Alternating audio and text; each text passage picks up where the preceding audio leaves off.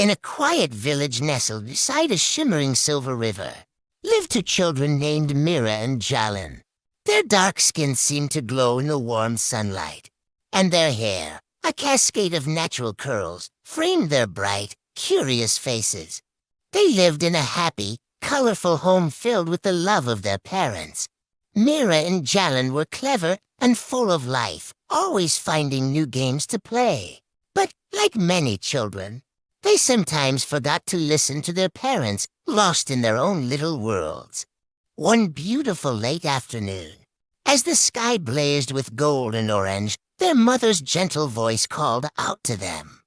"Mira, Jalen, please gather some firewood before the sun sets. The evenings are getting chilly."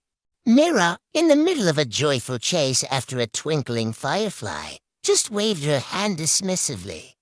"Just a minute, Mom. I almost have it." Jalen, sitting peacefully under the shade of a large mango tree, was carefully carving a small wooden boat. He glanced up briefly. "In a little bit, Mom. I'm almost finished with this part." They were so caught up in their activities that they didn't notice the world around them changing. By the time they finally remembered their mother's request, the golden sun had dipped below the horizon, and the shadows of the forest stretched out like long, dark fingers. They hurried back home, their arms empty of firewood. When they arrived, they saw worry etched on their parents' faces. Though their parents tried to hide it behind gentle smiles, they knew they had let them down. That night, a special visitor came to their room. It was their grandmother, her wise eyes twinkling. In her hands, she held an old, mysterious lantern. Its frame was made of bronze, intricately engraved with beautiful African patterns that told ancient stories. The glass panels shimmered with a faint, magical light. "This," she said, her voice soft and full of meaning as she handed it to Mira and Jalen, "is the lantern of listening.